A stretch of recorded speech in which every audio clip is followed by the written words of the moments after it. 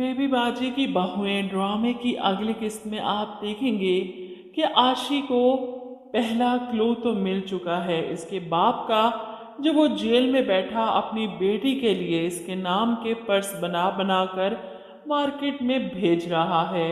और हो सकता है यहाँ से आशी दुकानदार से पूछे कि ये आपने कहाँ से बनवाए हैं, कहाँ से खरीदे हैं, और यहाँ से इसे अपने बाप का पता चल जाएगा। वैसे आशी के बाप ने जिस मोहब्बत से इसके लिए पर्स बनाए हैं, ये देखकर पता चल रहा कि वो शख्स अच्छा आदमी दिखाया गया है। ये सब किया कराया सायरा और बिलाल का है, इसीलिए वो बेचारा जेल में पड़ा है। वहीं वलीद अगले दिन फिर से अजरा भाभी की भेजी हुई तस्वीर को लेकर आशी के बाप की तलाश में निकल जाता है। नसीर भाई से माजरत कर लेता है कि आप दुकान पर आ जाएं, मुझे किसी ज़रूरी काम से जाना है। ऐसे में कुरैशी साहब का फ़ोन आता है वलीद को कि बेटा, समन बता रही थी कि तुम किसी शख्स की तलाश में हो। मैंने वो तस्वीर और तफसीलात एक दोस्त को भेजी हैं, इस सिलसिले में वो हमारी मदद कर सकता है। जिसके बाद आप देखेंगे कि वलीद कुरैशी साहब से मिलने के लिए निकलता है। इधर बिलाल बांका वलीद को देखकर समझ जाएगा कि ये किसी अहम मिशन में है, और जब इसे अंदाज़ा होता है कि ये आशी की बाप की तलाश में है, तो इस तरह तो इसके और सायरा के सारे पोल खुल जाएंगे। इसीलिए वलीद को रास्ते से हटाने के लिए फ़ोन करता है अपने आदमियों को, और वो परेशान के सर ये तो बहुत छोटा है, इससे क्या ख़तरा है हमें।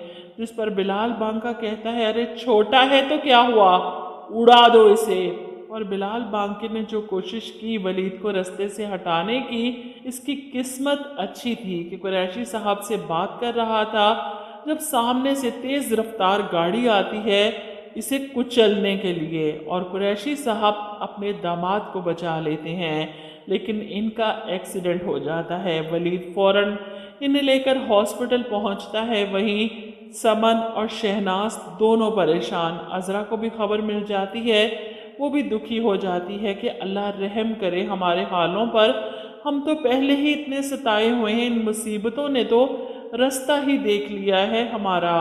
कुरैशी साहब का एक्सीडेंट तो होता है लेकिन बच जाएंगे फौरी हॉस्पिटल ले जाने और फौरी ट्रीटमेंट शुरू होने पर। इधर वलीद सोच सोच कर परेशान कि वो गाड़ी वाला जानबूझकर इतनी तेज रफ्तारी से गाड़ी लेकर आया था जैसे हमें कुचल देना चाहता हो, या सिर्फ मुझे ही इतना समझदार तो है कि समझ गया होगा इसके पीछे फुप्पो या बिलाल बांके का हाथ हो सकता है, जो वलीद को रोकने के लिए कुछ भी कर सकता है, चाहे इसकी जान ही क्यों न लेनी पड़े। वहीं दूसरी तरफ मुझे तो लगता है कि आशी खुद ही अपने बाप तक पहुंच जाएगी। इधर रामीन तो पहले ही अपने मकसद में कामयाब हो चुकी, फरहत और वासिफ के बीच में एक दीवार खड़ी कर दी इसने, और अब अपने मकासद वासिफ के सामने लेकर आती, इसे दावत पर बुलाती है रेस्टोरेंट में, जहां इसकी इतनी तैयारी देखकर वासिफ हैरान कि ना मेरा बर्थडे है ना तुम्हारा बर्थडे है, तो फिर ये सब क्या है। ऐसे में रामीन वासिफ के हाथों में अपना हाथ देकर इसे कहती है कि वासिफ, तुम जानते हो कि मैं तुम्हें पसंद करती थी। जिस पर वासिफ परेशान कि रामीन पुरानी बातें क्यों कर रही हो, और यहाँ पर रामीन रिंग निकालती है, वासिफ को प्रपोज करती है कि मैं तुम्हें अपनी ज़िंदगी में शामिल करना चाहती हूँ।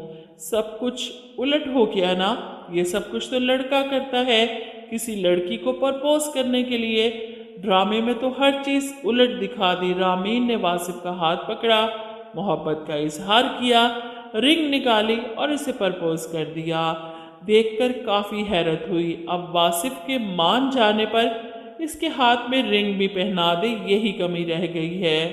वासिफ फरहत से मोहब्बत करता है और मुझे नहीं लगता कि वो कभी भी इसे धोखा देगा, क्योंकि फरहत इसकी माँ की पसंद थी, और अगर फरहत इसे खुशी नहीं दे सकती औलाद की, तो इसका ये मतलब नहीं कि वो इसे और दुख दे, इस पर सोतन लाकर बिठा दे। और अगर बिलफर्ज रामीन ने वासिफ को ट्रैप कर भी लिया अपनी बातों में, अपनी मोहब्बत में, तो फरहत के साथ बहुत बड़ी नाइंसाफ़ी हो जाएगी। इसके माँ बाप भी नहीं रहे, इसका तो दुनिया में वासिफ के अलावा और कोई है भी नहीं, और ड्रामे को हैप्पी एंड दिखाने के लिए फरहत की खुशखबरी दिखाना ज़रूरी है ताकि इस रामीन की साजिश बेनकाब हो सके।